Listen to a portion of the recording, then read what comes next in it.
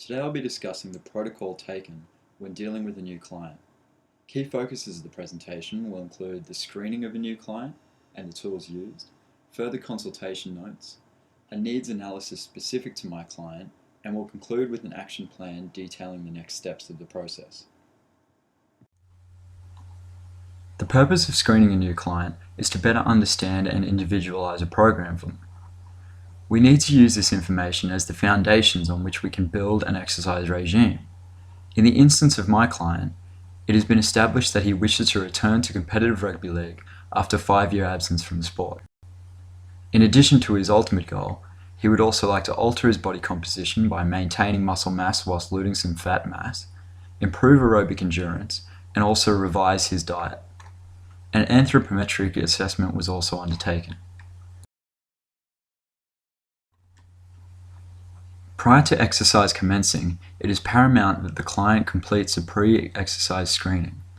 The reason behind an exercise screening tool is for the identification and management of risk relating to physical activity. It will determine any medical contraindications and other health risks, as well as providing quality control and matters of liability. The screening tools used in this assessment of my client were the PARQ, the ACSM questionnaire, and the ESSA screening tool.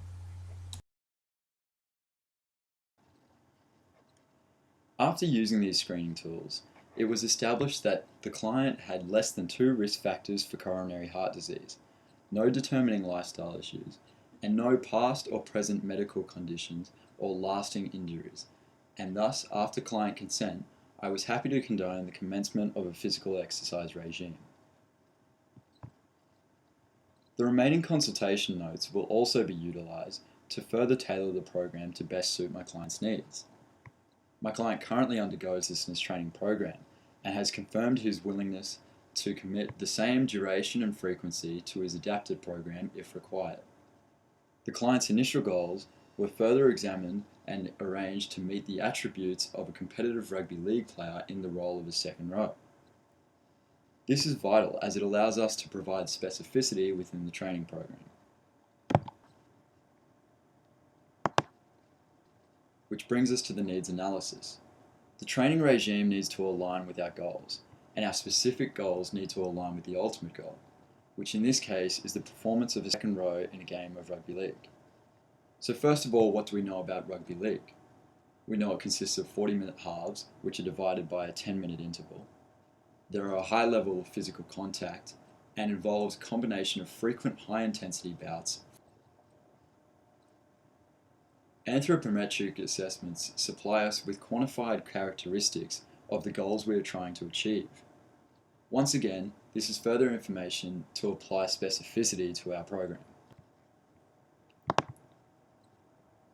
The performance characteristics listed are those which have been recognized as vital components of a second rower's gameplay.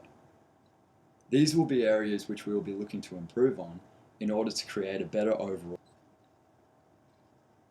The pre-exercise process has enabled me to gather all the information required for the premise of a safe and specific exercise program.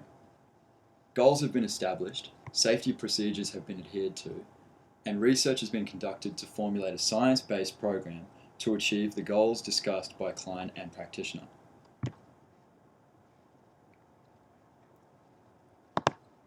The next step of the process is to develop a clear understanding of the client's current conditioning.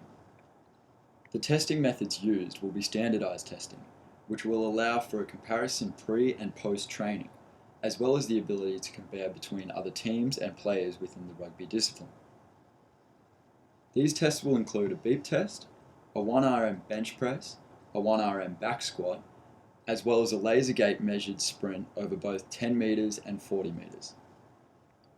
As per my client's goals of weight management and revised diet plan, he will also be required to complete a food diary over the span of a week to best formulate a change to the diet which will assist in completion of our goals as well as making them manageable and achievable.